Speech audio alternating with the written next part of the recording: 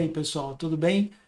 Chegamos ao último assunto da nossa série, beleza? A gente vai, na realidade, com esse assunto também fazer uma preparação para uma possível segunda série falando sobre orientação a objetos. Então, a gente vai conversar sobre modularização ou divisão do nosso código em blocos, e em Java, mais especificamente, a gente fala de métodos, tá bem? Então, modularizar o nosso código basicamente é dividi-lo em pedaços menores, com alguns propósitos bem particulares que a gente vai comentar aqui, tá bom?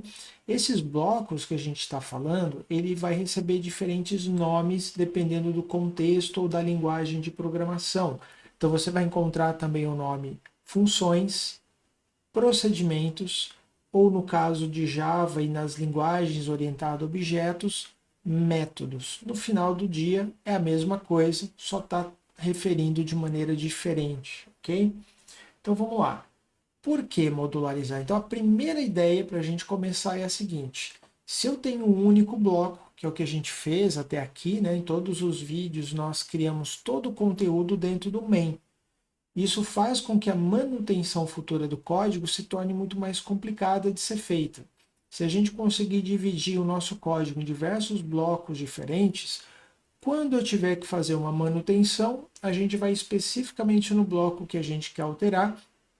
Isso vai facilitar bastante a manutenção. Então, a primeira ideia é trabalhar com um único bloco. É muito mais complicado do que trabalhar com diversos blocos separados. Essa é a primeira ideia.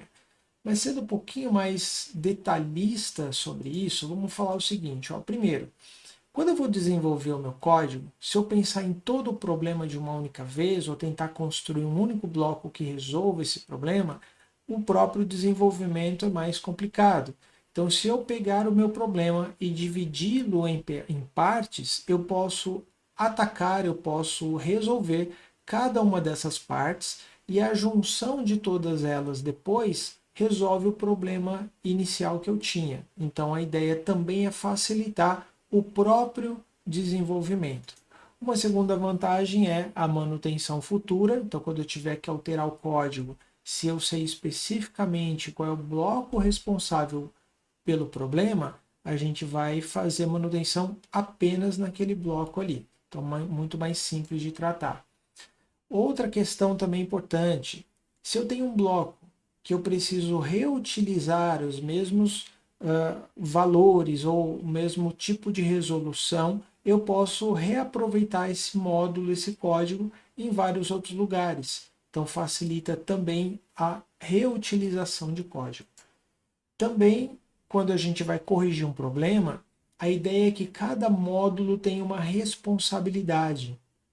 Sendo assim, quando uma determinada responsabilidade falha, eu não preciso ficar procurando em vários lugares do código, a gente vai naquele trecho, naquele módulo que tem aquela responsabilidade. Então, a localização de erros também será facilitada. Então, tem uma série de vantagens.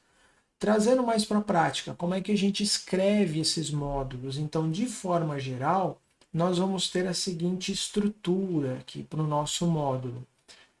Vamos começar pelo nome, que é a parte obrigatória. Eu preciso dar um nome para esse módulo, para esse método. Eu vou usar aqui a palavra método, tá bom? Que é especificamente para a linguagem que a gente está trabalhando. Então, eu vou dar um nome para esse método. Na frente, eu vou ter um par de parênteses.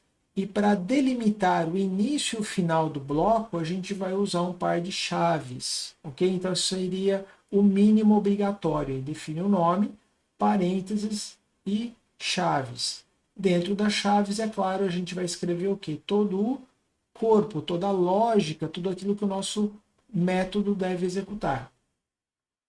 Possivelmente, esse método pode ter parâmetros e também ele pode ou não ter um retorno. A gente vai especificar esse retorno, que basicamente significa o seguinte: retorno é após a conclusão da execução do bloco, existe algum valor que vai ser retornado, que vai ser informado como conclusão dessa execução?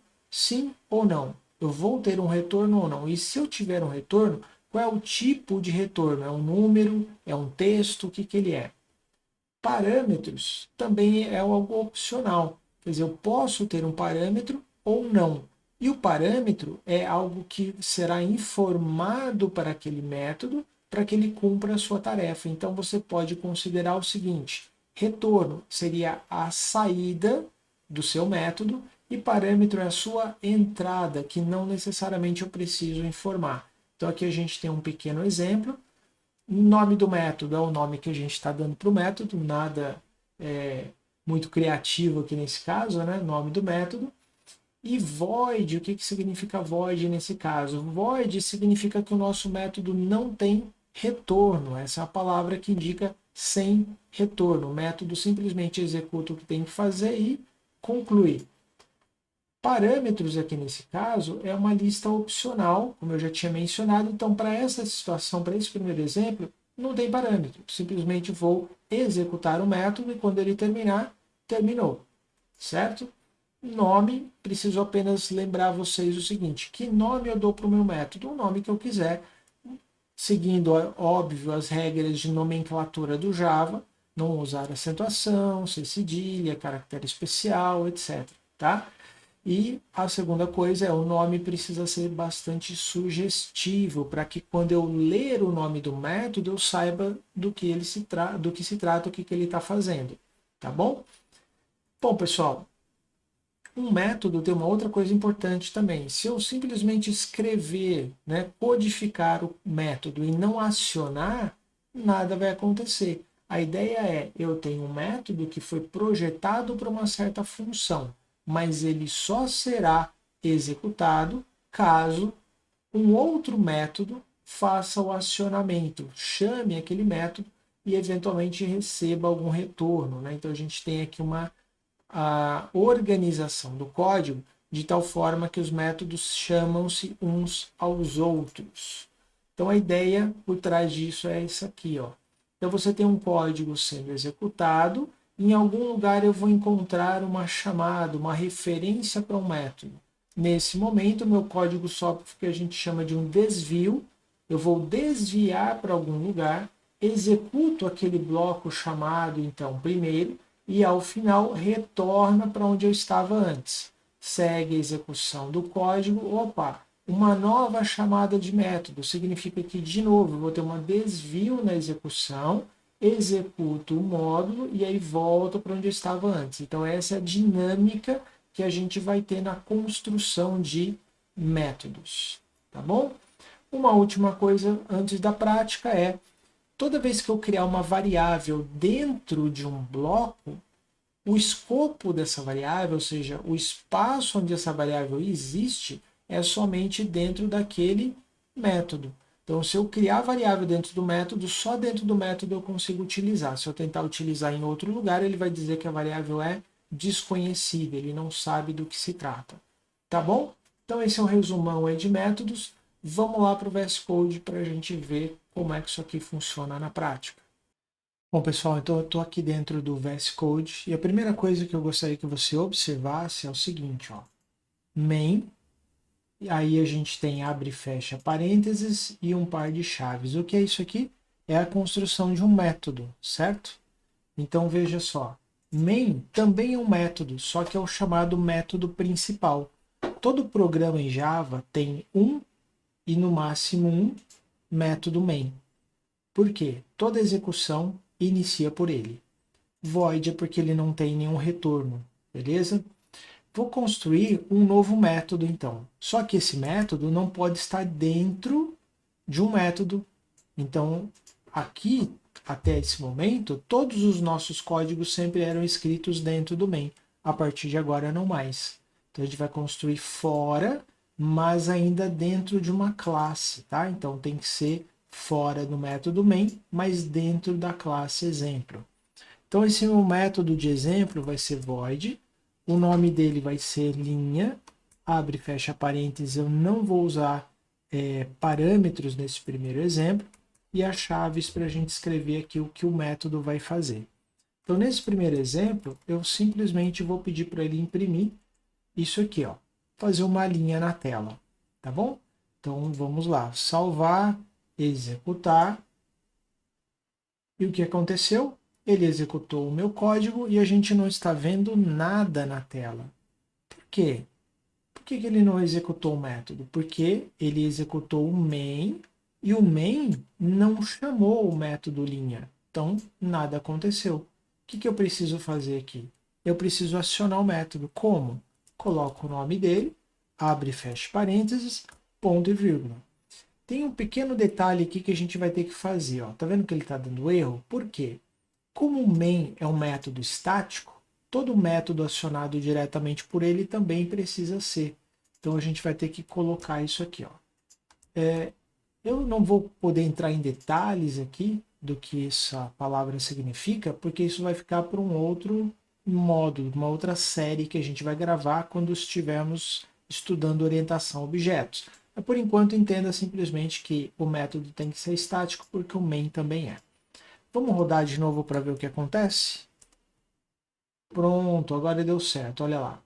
Apareceu a nossa linha, porque ele começou a execução pelo main, chamou o método executou, e é isso.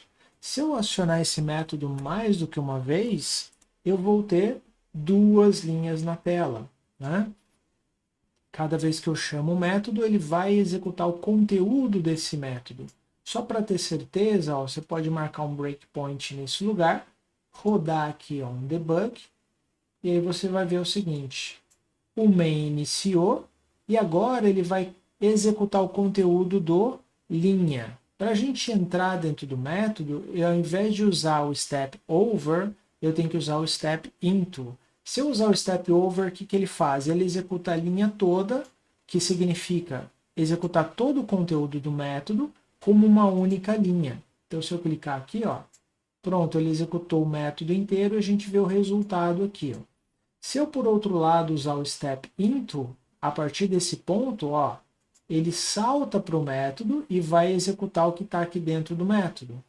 Vou pedir para ele continuar, e aí ele encerrou agora aqui a execução. Então, essa é a primeira coisa que a gente precisa entender. Onde nós montamos o método, como é que é a construção e como é que eu aciono o método, ok?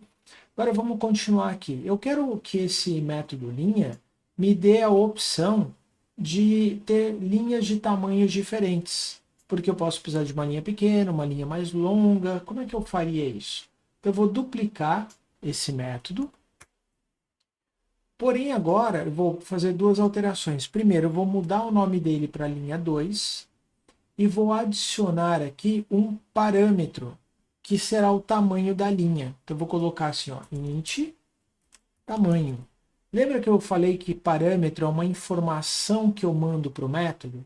Então, agora eu preciso informar o método qual é o tamanho que eu quero para essa linha. E aí aqui dentro a gente desenvolve a lógica que a gente quiser.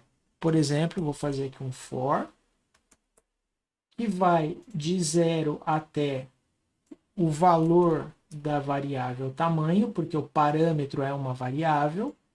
E aqui dentro desse for, eu vou colocar um print, com a diferença de que ele não vai ser ln, porque eu tenho que colocar um traço na frente do outro, e vou pedir para ele colocar um traço, um certo número de vezes, para isso que serve o for. E aqui no final, quando a gente terminar, eu quero que ele simplesmente pule para a linha de baixo. Essa é a intenção aqui. Então agora o método linha, né? Eu vou chamá-lo de linha 2, vou colocar uma vez só aqui por enquanto, e perceba que ao escrever o método ele começa a dar erro, para dizer para nós o seguinte, olha, esse método tem um parâmetro que você não está informando. Então se eu colocar aqui, por exemplo, 5, o que eu estou dizendo? Que esse valor será utilizado para a variável ou para o parâmetro tamanho. Então, quando ele acionar esse método, ele vai passar o valor 5 para cá. Vamos ver isso aqui em funcionamento? Primeiro, vamos executar de uma vez só. Então, olha lá, ó. A minha linha 2 tem o tamanho 5. Como é que isso aqui se deu? Vamos marcar um breakpoint e entender detalhadamente? Então, olha lá. Chegamos aqui, a linha 1 a linha já foi feita, e ele está esperando agora a execução do linha 2. Mas eu quero entrar dentro do método linha, eu não quero passar sobre ele. Então vamos usar aqui o step into. Vou clicar, ele saltou lá para a linha 2 e olha só, o valor da variável tamanho agora, se você observar, é 5. Por quê? Porque foi o valor que a gente passou no parâmetro para ele. Então agora ele vai fazer toda a execução do nosso código com tamanho valendo 5. Então olha lá, próxima linha aqui que ele vai fazer, ele vai entrar dentro do laço, colocar uma vez o print. A nossa variável i aqui, que estava antes valendo 0, né? Está valendo 0, agora ela vai para 1. 2, 3, e agora com o i valendo 3, ele incrementa, vai fazer uma última vez e encerrou. Então aconteceu exatamente o que a gente viu antes, que é a execução da linha passo a passo. Tudo bem? Então agora a nossa função, nosso método está um pouquinho mais flexível, porque ele permite linhas de tamanho diferente. Se eu quiser um outro tamanho, eu posso duplicar aqui e colocar, por exemplo, 15. Então o que vai acontecer é, nós temos uma linha de tamanho 5 e outra de tamanho 15, de acordo com o valor do parâmetro que a gente informar. Então lembra, parâmetro que eu mando de informação para o método, ok? Para ele cumprir uma determinada tarefa. Vamos fazer uma segunda variação aqui. Eu vou duplicar de novo esse código, vou chamá-lo de linha 3, e agora eu vou mostrar para você que nós podemos ter mais do que um parâmetro. Então vamos imaginar aqui a seguinte situação. Eu vou passar um caractere que eu vou chamar de símbolo, tá? E a minha intenção é, ao invés de deixar sempre fixo o mesmo símbolo que está sendo usado para montar a linha, eu quero informá-lo também no parâmetro. Então aqui eu vou chamar a função linha 3, passando dois parâmetros. O primeiro é qual é a quantidade de símbolos que eu vou usar. 10. E o segundo parâmetro é que símbolo eu quero usar. Só um detalhe, aqui eu estou usando char, então é só um sinal, tá? Diferente de quando a gente está usando string, que são aspas, aqui a gente vai usar o apóstrofo, beleza? Vamos colocar aqui um asterisco, então eu estou dizendo que eu quero que ele faça uma linha com 10 de comprimento, usando esse símbolo aqui. Vamos ver? Então tá lá, ó. 10 símbolos que a gente passou. Então, o que eu quero mostrar com isso? Que é possível informar 2, 3, 4 ou mais parâmetros.